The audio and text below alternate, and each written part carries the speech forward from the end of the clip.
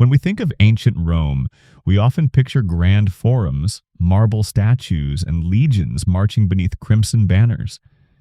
Yet behind this imperial imagery lies a quieter, more intimate story, told not in triumphs or battles, but in the contents of a clay bowl or a loaf of warm bread. Roman cuisine, like the empire itself, evolved over centuries, shaped by conquest, necessity, and innovation. From the humble grain porridges of early republic farmers to the elaborate reclining banquets of senators, food was both a daily ritual and a symbol of status. Each meal whispered of cultural exchange, class divisions, and survival strategies. What did Roman peasants eat at dawn? How did conquest change the Roman table? And what secrets hide in their sauces, herbs, and street food? This timeline journey will take you from the austere simplicity of the early republic to the extravagant abundance and logistical challenges of the imperial era. Along the way, we'll meet cooks, farmers, slaves, and emperors, all linked by the meals they prepared or consumed. So, before you dive into this forgotten kitchen of history, take a moment to like the video and subscribe. But only if you genuinely enjoy what I do here. Now let's begin where all Roman mornings did, with bread and a bit of wine. Early Republic, before 3rd century BC. In the earliest days of the Roman Republic, long before legions set foot in distant provinces or aqueducts graced city skylines, Roman cuisine was as austere and disciplined as the society that produced it. Life in this era, marked by agriculture, duty, and the values of mos maiorum, or the way of the ancestors, was reflected in a diet built on simplicity and local abundance. Food was not indulgence, it was sustenance. The typical Roman morning began with a meal called ientaculum, eaten at dawn before the toils of the day. It was a modest ritual, bread made from ground emmer or barley, dipped in watered wine, or perhaps flavored with a smear of honey. For the poor, this bread might be dry and coarse, made from whatever grains were available, sometimes stretched with legumes or bran. Children, unlike adults, might dip their bread in milk, a symbol of nurturing in a world where survival was paramount. Alongside bread, the breakfast table might hold small accompaniments: olives cured in brine, a wedge of cheese made from sheep's milk, or a handful of figs or walnuts gathered from the surrounding countryside. These were the blessings of a land still closely tied to its earth, where most Romans lived as small-holding farmers, working fields that had been passed down through generations. The cuisine of the early republic was deeply rooted in the rhythms of the land and the seasons. Without long-distance trade networks or advanced preservation techniques, meals had to reflect what could be grown, foraged, or stored locally. Emmer wheat and barley were the primary grains, forming the base of many meals either as porridge, puls, or coarse loaves. Legumes like lentils and chickpeas provided essential protein, while onions, garlic, and herbs like rue or mint flavored the otherwise bland staples. Meat was rare and usually reserved for festivals or sacrifices. In daily life, protein came more often from pulses or cheese. This frugal diet was not only practical, it was ideological. Early Roman writers and statesmen like Cato the Elder would later praise this simplicity as the moral backbone of the Republic, contrasting it with the perceived decadence of later eras. The ideal Roman citizen was self-reliant, hard-working, and virtuous, and their food mirrored these values. Plain, honest, and nourishing. Even in domestic architecture, the centrality of the hearth, where grain was ground and meals were cooked, underscored food's role in maintaining the family and household. Meals were communal, eaten quickly and without pomp. There were no elaborate dining rooms or reclining banquets. Instead, families sat on benches or stools, eating from shared bowls. Cooking was performed by the women of the household, often over an open fire using simple tools: clay pots, wooden spoons, grinding stones. There were no exotic spices, no imported luxuries, no professional cooks. The palate was conditioned to the earthy flavors of lentils, turnips, vinegar, and wild herbs. Salt, when available, was precious. Olive oil was used sparingly. Sweetness, rare and treasured, came from local honey, drizzled occasionally over nuts or cheese. Yet within this simplicity lay a kind of culinary integrity. Each ingredient was known, grown, or gathered with care. Meals followed the cycles of planting and harvest, of rain and sun. Food waste was minimal, and preservation was an art born of necessity. Cheese aged in cellars, fruits dried in the sun, grains stored in earthen jars. And though meager by modern standards, these meals sustained a people who would build one of history's most enduring civilizations. As Rome gradually grew, contact with neighboring cultures, Etruscans to the north, Greeks to the south, began to plant the seeds of culinary change. But in these early centuries, before expansion and empire, the Roman table remained firmly grounded in tradition. It told a story of modest means, agricultural diligence, and moral restraint. The food may not have been lavish, but it was resilient, nourishing not just the body, but the values of an emerging republic. In a world where feasts were for the gods and frugality was a civic virtue, the Roman kitchen was a quiet anchor of daily life, unadorned yet deeply woven into the soul of the republic. 3rd century BC, as the Roman Republic entered the 3rd century BC, the character of its cuisine began to shift. Subtly at first, but with mounting speed and complexity as the Republic expanded its reach. With each conquered territory, Rome absorbed not only land and tribute, but also plants, animals, recipes, and culinary customs. The once rigid agrarian diet of the early republic began to bend under the weight of cultural contact, and the Roman table, once plain and stoic, became a stage for change. The First Punic War, 264–1 BC, marked a significant turning point. As Rome clashed with Carthage and extended its control across Sicily, it gained access to fertile agricultural lands and to a sophisticated food culture steeped in Greek, North African, and Phoenician influences. Sicily, in particular, would come to play a crucial role in the Roman food supply, providing vast quantities of wheat and introducing new techniques in milling, bread baking, and olive cultivation. With victory came spoils, and with spoils came taste for novelty. New herbs and vegetables began to enter Roman markets. Celery, leeks, parsley, and artichokes, alongside foreign fruits such as pomegranates, quinces, and even citrus. Agricultural practices evolved as Romans adopted Greek techniques in irrigation and planting, improving yields and variety. Olive trees, once limited in distribution, began to flourish, bringing with them a new wave of oil production that would become central to Roman cooking, medicine, and ritual. The conquest of southern Italy and its Hellenized cities brought Romans into direct contact with Greek culinary sophistication. Greek cooks, some captured in war and enslaved, others hired by ambitious elites, began to appear in Roman homes. They introduced methods like stewing, braising, and complex seasoning. Recipes that once centered on few ingredients grew more layered, combining meats with sweeteners, herbs, and sharp sauces. For the first time, Roman cuisine began to hint at the flavor combinations that would define its later extravagance. The interplay of sweet and savory, of vinegar and honey, of herbs and brine. It wasn't just the food that changed, it was the idea of food itself. Eating became more than survival. It was beginning to reflect status, curiosity, and cultural power.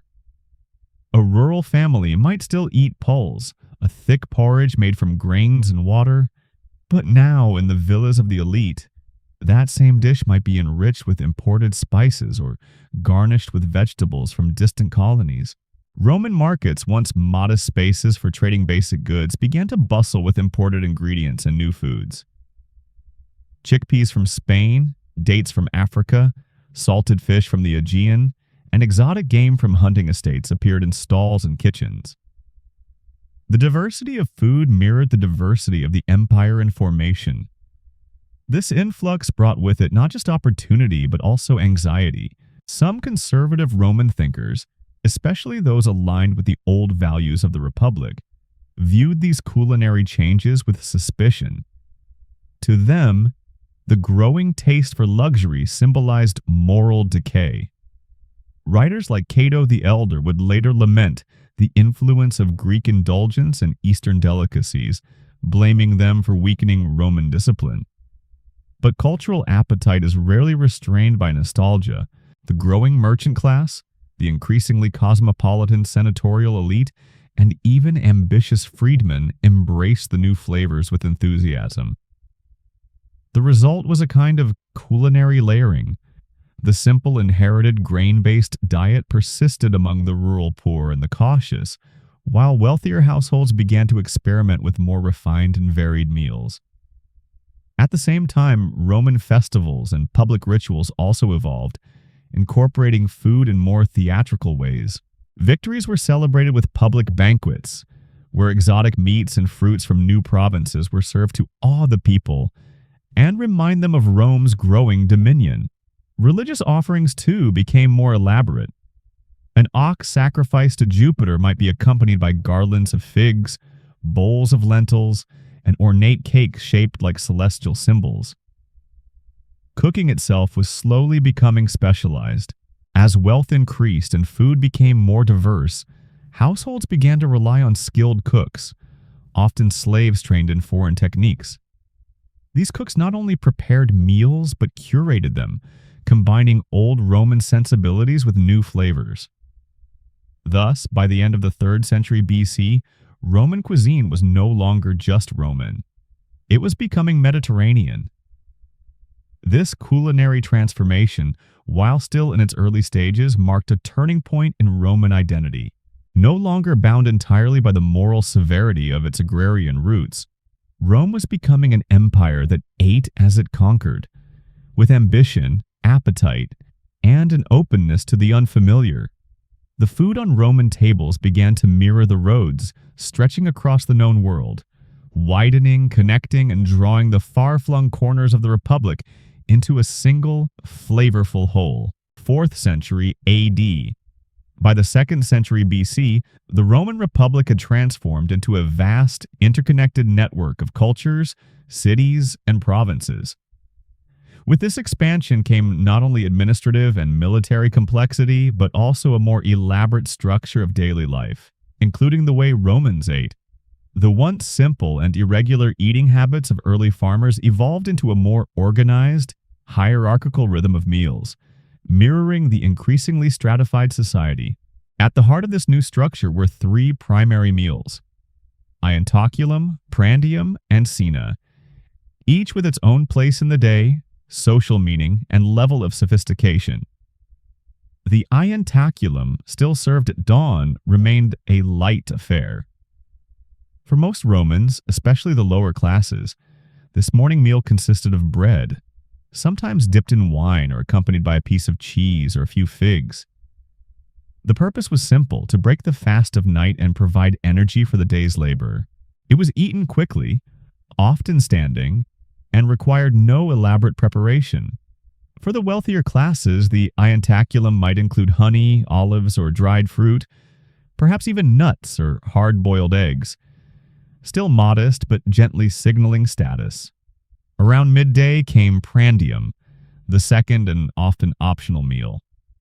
For workers and soldiers, this was practical nourishment: a chunk of bread, a handful of beans, leftover meat from the night before, or a portion of cold porridge. It was portable, quick, and functional. For those living in cities, prandium could also be purchased from bustling street vendors who sold ready-to-eat items from stalls: lentil stew, grilled fish, roasted chickpeas, or meat scraps wrapped in leaves. These informal eateries became part of the daily rhythm, especially for those without kitchens. But it was the cena, the evening meal, that truly defined Roman dining culture. Initially served in the late afternoon, around the 9th hour or 3 to 4 p.m., it gradually became longer, richer, and more symbolic. For ordinary Romans, cena was a family meal, eaten at home when possible. It might include hot pulls, grain porridge, seasonal vegetables, legumes, perhaps a small piece of salted meat or fish if available. Bread, wine, and olive oil were staples, while fresh fruit like apples or grapes might follow as dessert. For the elite, cena could be an elaborate ritual that stretched long into the night. This was especially true of convivia, reclining feasts held in triclinia, formal dining rooms, where guests reclined on couches, and the host's wealth and taste were displayed in a series of courses.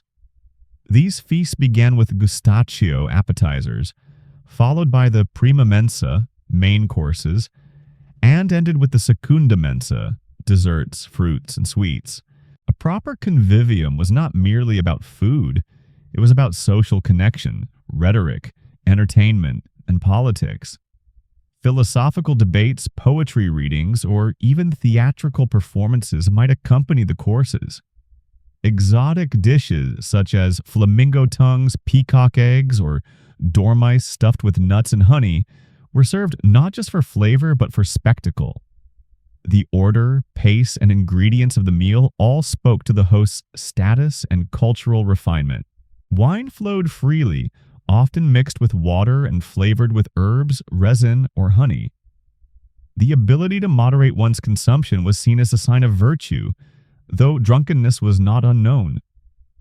Servers, often slaves, moved between couches, ensuring that cups were never empty and plates were cleared with rhythm. The architectural space of dining reflected these changes. While the poor still ate in kitchens or communal courtyards, wealthy homes featured dedicated dining rooms with mosaic floors and frescoed walls, designed for hosting and impressing. Even rural villas adopted this style, blending rustic tradition with urban sophistication. In cities where many lived in insulae, multi-story apartment buildings lacking private kitchens, people often relied on street food or patronage to access cooked meals. Clients might dine with their patrons as part of daily social obligations, receiving not only food but social support. Children, women, freedmen, and slaves experienced this structure differently, of course. While adult male citizens had more freedom to dine socially, women of status also hosted or attended convivia, particularly in the later empire. Slaves, ever present in both kitchen and service roles, prepared and delivered meals, often consuming leftovers afterward in separate quarters. Religious and calendar rituals further shaped meal patterns. On feast days, meals might include special breads or cakes offered to household gods, while fasts required abstaining from certain foods. Saturnalia, the winter festival, saw temporary reversals of hierarchy and lavish shared meals. Through all this, the meal structure revealed more than just food habits. It exposed the social fabric of Rome itself, its class divisions, its aspirations, and its evolving identity. Whether a soldier eating barley gruel on a campaign trail or a senator savoring honey-roasted fish in a marble atrium, each Roman ate within a cultural rhythm that reinforced their place in the world.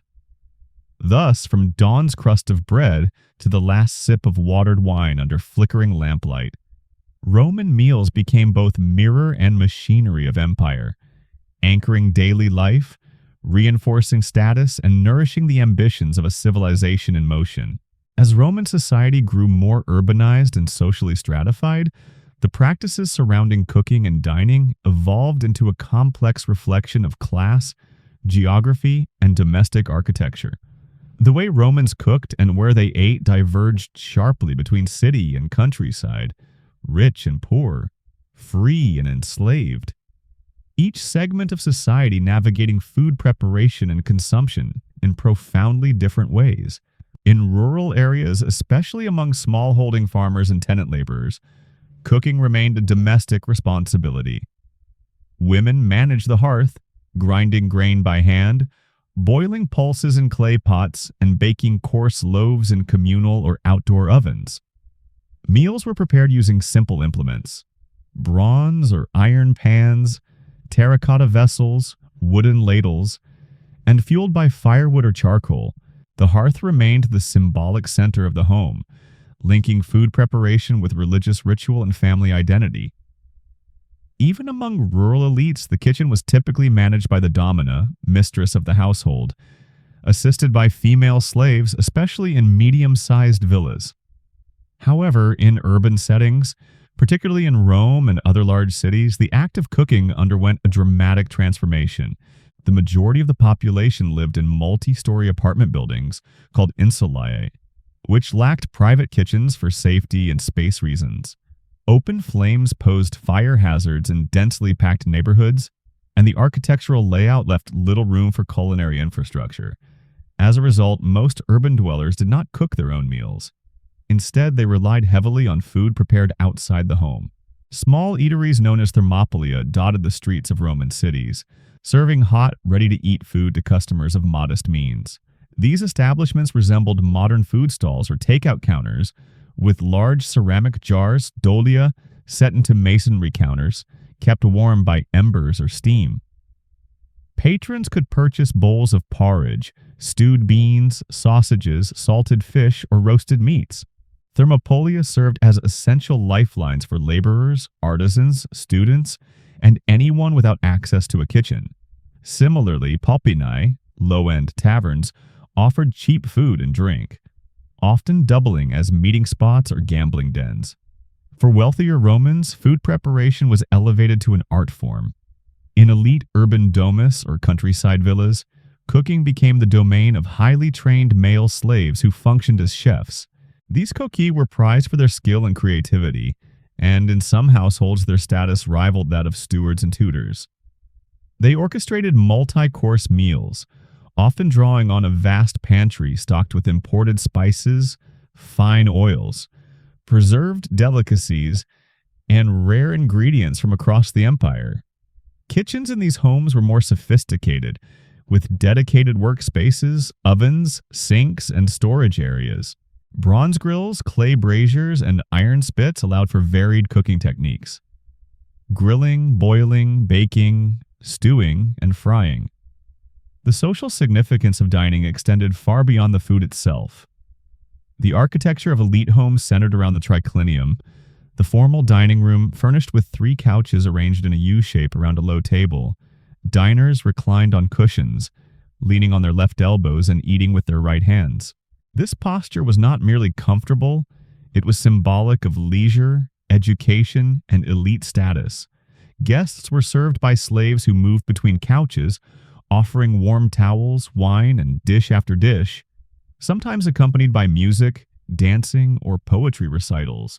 For emperors and senators, banquets were political theater, opportunities to impress allies, humiliate rivals, or reward loyalty. The theatricality of these feasts, complete with gold-trimmed cups, silver platters, and exotic centerpieces, reinforced Rome's imperial reach and opulence. But not all wealthy dining took place at home. Luxurious restaurants, known as cenations, catered to the elite looking for social novelty or convenience. These establishments featured garden courtyards, marble fountains, and menus that rivaled the finest home kitchens. Wealthy patrons could host gatherings without revealing their private households, enjoying rare wines and entertainment in rented splendor. Dining was also shaped by Rome's system of patronage. Poorer clients often received sportulae, baskets of food, or invitations to dinner from their wealthy patrons. These meals were part of an unspoken contract, political support or public praise in exchange for sustenance and favor. In this system, food acted as currency, reinforcing the bonds of hierarchy and dependence. Religious and seasonal customs further influenced cooking habits. Certain festivals, like the Saturnalia, involved elaborate public meals and temporary reversals of social order, where masters might serve slaves and excess was encouraged. On sacrificial days, animal offerings at temples supplied large quantities of meat, which were distributed to the populace, providing rare access to fresh cuts for those who could not usually afford them. Despite the glamour surrounding elite dining, the majority of Romans still ate modestly, often standing or sitting at simple wooden tables, using their hands or spoons made of bone or bronze. Table manners varied. While upper-class Romans emphasized refinement, restraint, and cleanliness, lower classes ate quickly and practically. There was no expectation of individual plates or utensils. Communal dishes were passed around and leftovers were either repurposed or fed to animals. Even within the diversity of Roman society, dining remained a social anchor. Whether standing at a thermopolium counter or reclining in a frescoed triclinium, Romans expressed identity through food, its preparation, presentation, and consumption. Cooking was not merely a domestic activity. It was an indicator of class, access, and belonging. The hearth, the cook, the dining room, and even the street vendor all became stages upon which Roman life unfolded. Flavored with olive oil, wine, and the quiet sizzle of a pot over flame. At the very core of Roman cuisine, beneath the spices of empire and the delicacies of elite feasts, lay a humble yet indispensable foundation: grains. Chief among them was wheat, followed by barley and millet, crops that fed both armies and families, rich and poor alike. These grains were not just food, they were currency, tribute, and the lifeblood of Roman stability. Bread, in particular, emerged as the universal staple across class lines, its evolution mirroring Rome's transition from republic to empire. The earliest Roman grain dish, puls, a thick porridge made from emmer wheat or barley, remained central throughout the centuries. Among the poor, this simple gruel, sometimes flavored with salt, herbs, or a splash of oil, was often the only hot meal of the day. For gladiators, pulse, enriched with beans or lentils, became a nutritional staple, earning them the nickname horderii, or barley men. But over time, especially after Rome's contact with the Greek world and the rise of better milling techniques, bread eclipsed porridge in prominence. By 171 BC, the use of yeast became more common, revolutionizing Roman baking. A wide variety of breads emerged, each with a distinct texture, flavor, and social role. Laganum, a flat, unleavened bread fried on a griddle, was one of the oldest forms. Simple, quick to make, and favored in modest kitchens. Panis militaris, a dense, durable loaf, was baked for Roman soldiers. Designed to last on long campaigns, it could be eaten as is, soaked in wine or broth, or crumbled into stews. At weddings, celebrants shared panis mustasius, a sweet, spiced bread flavored with grape must, anise, and laurel leaves, a symbol of fertility and shared fortune. In wealthier homes, panis adipatus, a soft, flat bread enriched with bacon fat, was served warm with savory toppings. Bread was no longer just sustenance. It had become symbolic, ceremonial, and versatile. The empire's expanding frontiers brought increased access to high-quality wheat, especially from Egypt, North Africa, and Sicily. These regions, rich in arable land and organized grain production, became Rome's agricultural backbone. The Egyptian Nile, in particular, produced vast quantities of wheat that were shipped up the Mediterranean to feed the metropolis. The annona, the state-managed grain dole, became a cornerstone of Roman urban policy. By the imperial era, hundreds of thousands of Roman citizens received subsidized or free grain monthly. A political strategy as much as a logistical necessity, the scale was immense. Granaries, horea, near ports like Ostia stored grain in staggering volumes, guarded and managed by specialized officials. Bakers, pistores, became prominent tradesmen in Roman society. In earlier times, bread was made at home or in communal ovens, but as cities grew and apartment living restricted private kitchens, professional bakeries flourished. By the 1st century AD, Rome boasted hundreds of bakeries, identifiable by their large stone mills and domed ovens. These establishments turned sacks of flour into thousands of loaves daily, supplying both households and markets. Archaeological sites like Pompeii preserve vivid evidence of this industry. millstones, kneading troughs, carbonized loaves still bearing the stamp of the baker. Bread was also politicized. Emperors and magistrates used it to win public favor, famously summed up in the phrase, panem et circenses, bread and circuses. While gladiator games entertained the masses, free bread pacified hunger and potential unrest. The availability of bread could make or break political careers. Famines or supply interruptions led to riots, accusations of corruption, and even the downfall of governors. Yet despite this centrality, not all bread was equal. The poor often ate panis sibarius, a coarse dark loaf made from brawn or mixed grains, baked hard to preserve shelf life. It was filling but rough on the teeth and sometimes flavored with ash or grit from low-quality ovens. The rich, by contrast, preferred panis candidus, a white, refined bread made from sifted wheat flour. A soft, luxurious contrast to the heavy loaves of the poor. Bread also served as utensil and plate. Crumbs were used to clean fingers, thick crusts held meats or sauces, and hardened ends could be soaked in wine for breakfast or dessert.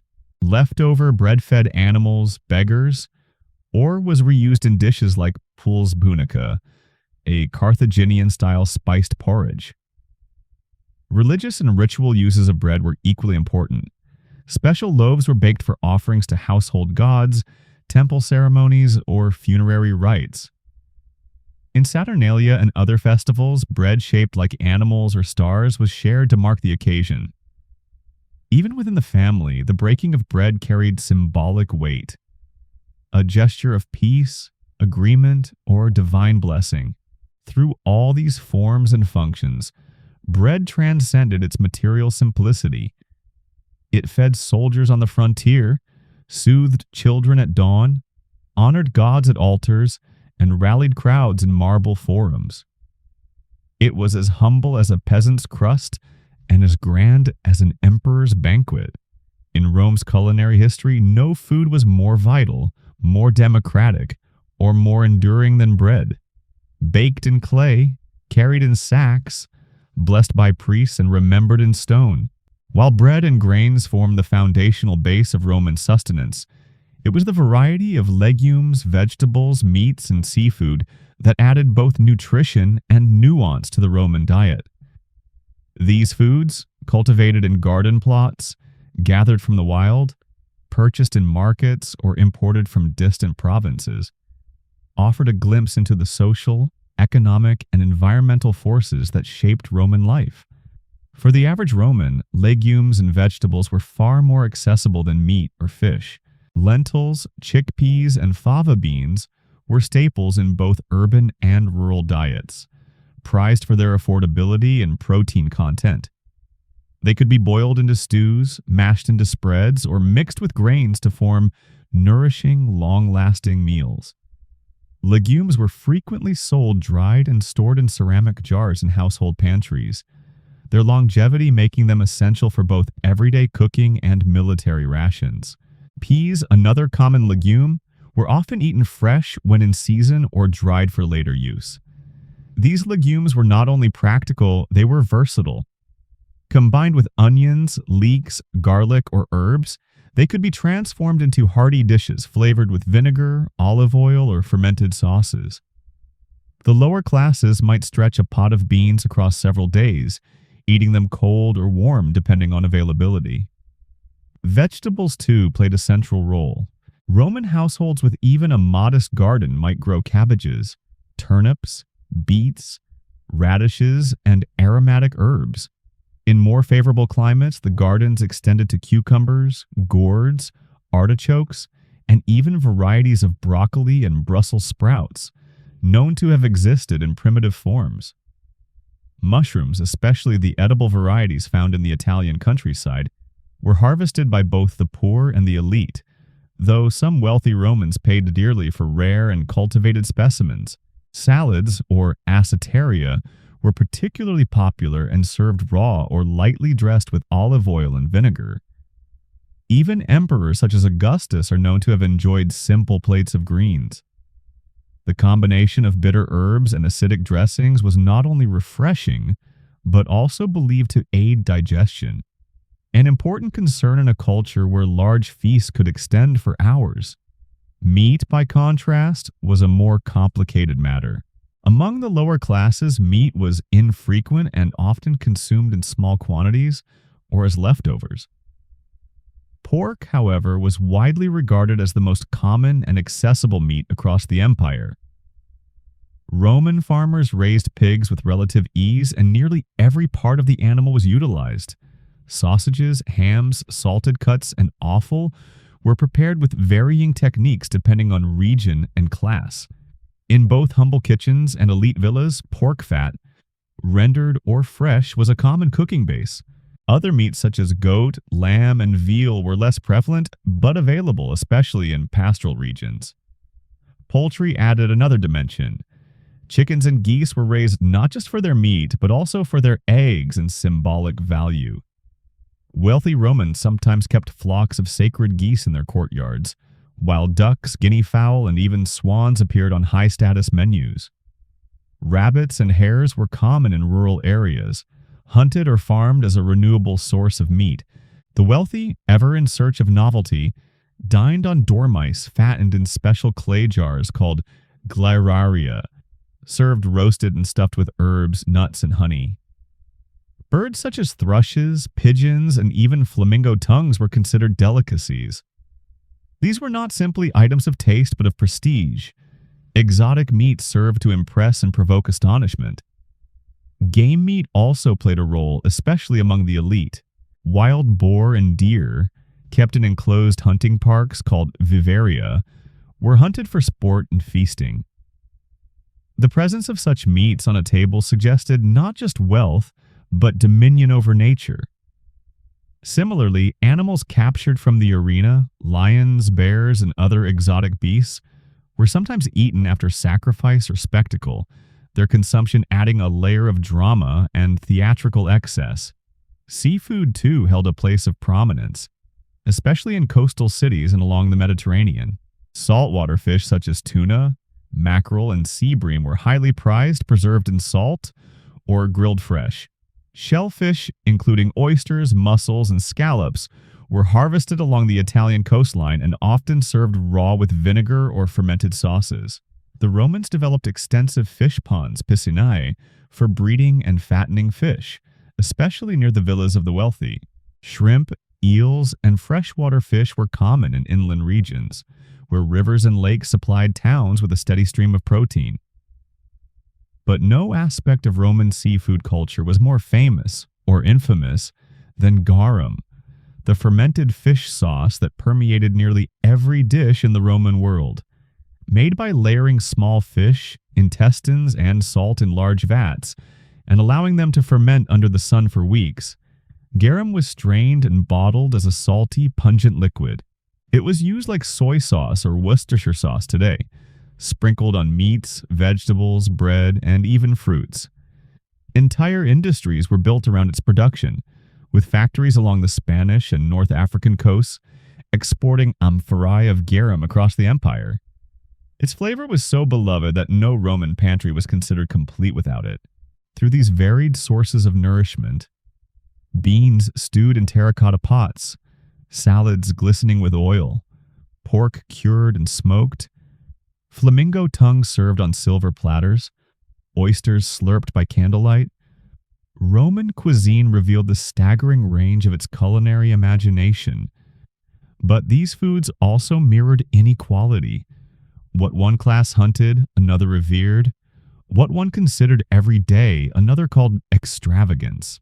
From simple legumes in a soldier's bowl to saffron-laced seafood in a senator's feast, the ingredients spoke of empire, not only in territory but in taste. Beyond grains, vegetables, and meats, Roman cuisine leaned heavily on a diverse and evolving array of animal products, herbs, fruits, and, perhaps most significantly, olives and olive oil. These ingredients added depth, richness, and cultural meaning to even the simplest Roman meal. They were the embellishments that transformed humble dishes into layered experiences, reflecting not just taste but identity, health, status, and tradition. Eggs, for example, were ubiquitous in both rustic and elite kitchens. Chickens, ducks, and geese provided a steady supply, and eggs were used in myriad ways. Boiled and served cold with a pinch of salt or vinegar, fried in olive oil, or incorporated into complex dishes, they were a versatile source of protein and a culinary bridge between the poor and the rich. One of the most notable uses of eggs was in patina, a baked omelet-like dish often prepared with vegetables, meat, or even fish, bound together with eggs and seasoned with herbs, pepper, and garum. This savory custard, cooked in a clay or bronze dish, appeared frequently in the recipe collections of Roman gourmets like Apicius, and exemplified the Roman love for balance, soft texture, strong flavors, and nutritional value. Cheese, too, was a culinary cornerstone, consumed across all social classes. Produced from the milk of sheep, goats, and cows, Roman cheese ranged from fresh and soft to hard and aged. It was often used as a table food, grated over dishes or mixed into sauces. A popular rustic preparation was meridum, a garlicky paste made by pounding cheese with herbs, salt, olive oil, and sometimes nuts in a mortar. Spread on bread or served with vegetables, it was both condiment and meal, especially for farmers and soldiers. Olives and olive oil, however, were the true pillars of Roman flavor and function. The olive tree, resilient, productive, and revered, was cultivated throughout the Mediterranean and held sacred by many cultures. In Rome, it was both a symbol of civilization and a practical resource. Olives were consumed in many forms: pickled, cured, mashed, or stuffed with herbs and spices. One well-loved preparation was ientaculum, a savory spread of chopped olives mixed with vinegar, coriander, cumin, and fennel, a blend that blurred the line between food and seasoning. Yet it was the oil of the olive that permeated every aspect of Roman life. Olive oil was used not just in cooking, but in lighting lamps, making soaps, preserving food, and even in religious rites and medicine. Romans distinguished between various grades of oil. Oleum ex albis olivis, oil from green olives, was considered high quality and used for dressings and flavoring, while Oleum cibarium, lower grade oil, was reserved for lamps or industrial use. In the kitchen, olive oil was drizzled over vegetables, used to fry meats and doughs, or mixed with herbs to create complex sauces. It functioned as both base and finisher, light in flavor but rich in symbolism. Aromatic herbs were another defining feature of Roman cooking. Fresh and dried herbs such as mint, coriander, dill, thyme, oregano, and rue added layers of taste and medicinal benefit. Many of these were grown in domestic gardens or pots, while others were imported in dried bundles. Herbs were used in stews, marinades, and wines, and often infused into vinegar or oil to create condiments. The line between culinary and medicinal use was blurry in Roman thought. Herbs were valued not only for taste but for their presumed ability to balance bodily humors, soothe digestion, or stimulate appetite. Spices, by contrast, were rarer and more expensive. Imported from the East along trade routes that spanned Arabia, India, and beyond, spices like cinnamon, black pepper, cloves, and the legendary and now extinct silphium were reserved for the wealthy. They appeared in sweet, savory sauces, meat rubs, and desserts, and were sometimes used as offerings in religious ceremonies. Their exoticism and high cost turned them into status symbols, culinary proof of access to the empire's most distant edges. Fruits, abundant and diverse, played multiple roles in Roman meals. Grapes were the most prominent, consumed fresh, dried as raisins, pressed into juice, or fermented into wine. Wine, in fact, was so central to Roman life that even the poorest citizens were entitled to daily rations of it, usually watered down or mixed with herbs and resins to stretch supply and add complexity. Figs, another Roman favorite, were eaten dried or fresh, used in sauces or baked into cakes. Apples, pears, pomegranates, quinces, cherries, mulberries, and plums graced markets and tables, varying by region and season. Some, like dates and citrus, were imported luxuries, while others grew in backyard orchards or along villa walkways. Fruit desserts ranged from simple bowls of sliced fruit drizzled with honey and vinegar to more elaborate pastries or placenta, a layered cake made from cheese, honey, and spelt flour. Honey, the primary sweetener in Roman cuisine, substituted sugar long before the latter's arrival in Europe. Beekeeping was a well-established practice, and honey was used to glaze meats, sweeten wines, bake cakes, and even preserve fruits. Recipes often called for honey to be mixed with pepper or vinegar, creating that classic Roman fondness for contrasting tastes: sweet and sour, sharp and smooth. It was also consumed medicinally, applied to wounds, or mixed with herbs to treat ailments. In all these ingredients, from the pungent punch of moridum to the delicate perfume of quince, from the bright acidity of vinegar-soaked greens to the unctuous richness of honey-roasted figs, Roman cuisine demonstrated not only technical variety but philosophical depth. Food was more than survival. It was an expression of harmony, of blending opposites, of respecting nature's rhythms and extending empire's bounty to the plate. Whether in a peasant's clay bowl or a senator's silver platter, these elements brought Roman meals to life. Layered, aromatic, and infused with meaning. Imperial era, post-1st century AD. By the dawn of the imperial era, after the 1st century AD, Rome had reached a level of scale, complexity, and population density unprecedented in the ancient world. The capital teemed with over 1 million inhabitants. Its provinces stretched from Britannia to Mesopotamia, and the empire's food systems were strained under the immense pressure of keeping this colossal machine fed. Roman cuisine during this time was both a triumph of logistics and a study in contradictions. Lavish and formulaic, nostalgic and excessive, efficient and fragile. One of the most defining challenges of the imperial era was overpopulation, particularly in Rome itself. The dense insulae housing most of the urban population lacked kitchens and storage space, forcing the common people to depend heavily on public distribution systems, street vendors, and subsidized food programs. Chief among these was the annona, a state-run grain dole that provided free or heavily discounted wheat to hundreds of thousands of citizens.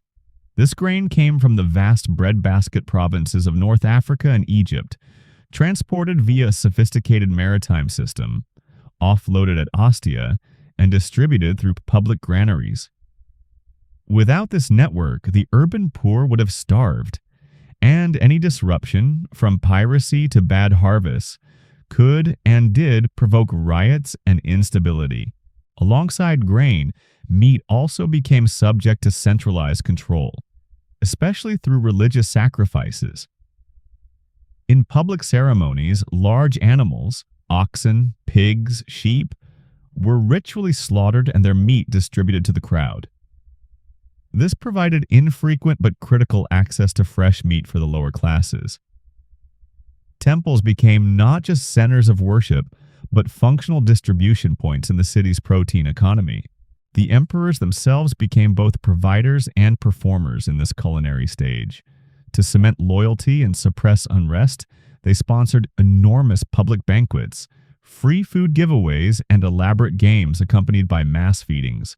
The Flavian emperors, for instance, were known to distribute not just bread and meat, but dates, wine, and cooked dishes in amphorae during festivals.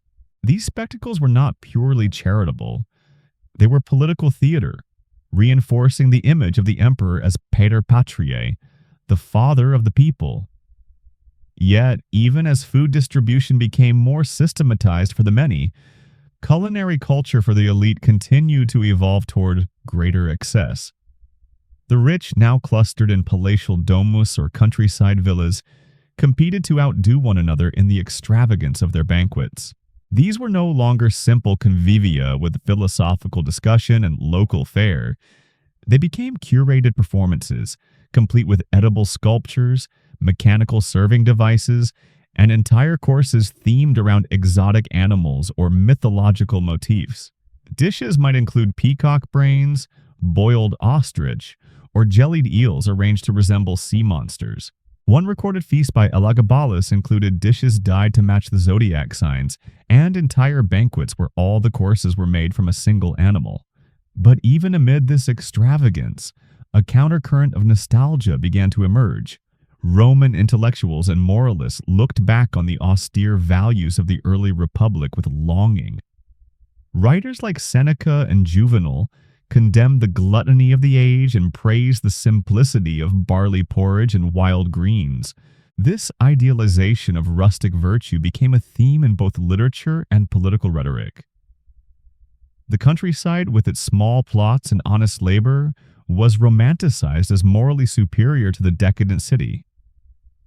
Some emperors embraced this aesthetic publicly, promoting their own image as frugal and humble, even if their private kitchens told another story.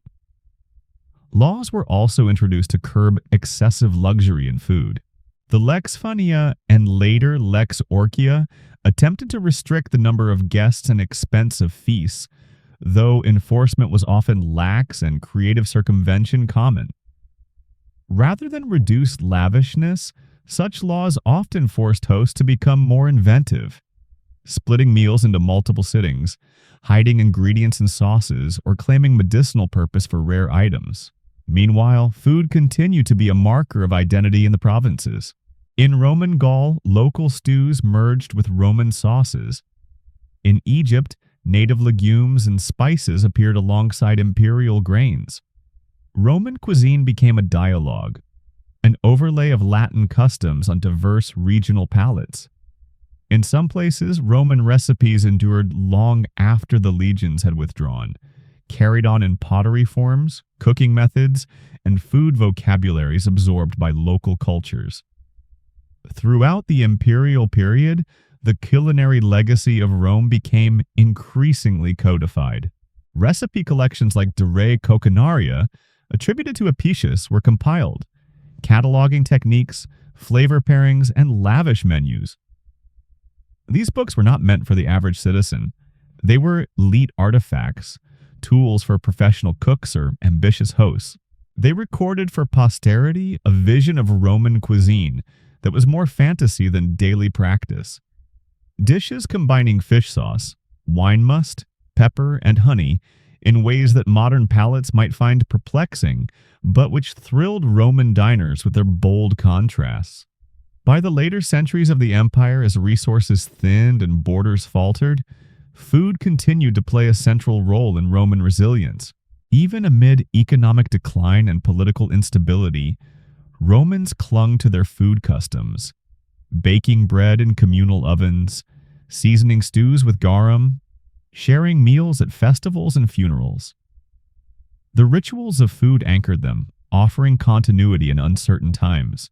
In the end, the cuisine of imperial Rome was both a culmination and a contradiction. It brought together the spoils of conquest and the burden of overreach. It celebrated abundance while mourning lost simplicity. It nourished the belly, the ego, and the identity of a civilization that understood food not merely as sustenance, but as a language of power, pleasure, and permanence.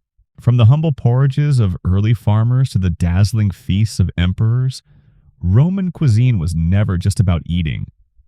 It was about survival, status, and identity. Each phase of Roman history left its mark on the table, turning meals into mirrors of conquest, culture, and class. The empire's expansion brought new ingredients and techniques, but also new tensions between simplicity and indulgence, between rustic virtue and urban luxury, bread and oil, beans and greens, cheese and garum. These were not merely ingredients, but the threads that stitched together a vast and diverse society. Even as Rome changed, its food held memory, ritual, and meaning. Today, echoes of Roman flavors live on in modern kitchens, in olive oil drizzled over fresh salad, in flatbreads baked with herbs, in the idea that food can express who we are. So the next time you break a loaf, stir lentils, or taste something both sweet and sharp, remember that you're sharing a meal not just with the present, but with a civilization that shaped the very way we eat. If this journey through ancient Roman cuisine inspired you, consider liking the video and subscribing for more deep dives into history's most flavorful stories.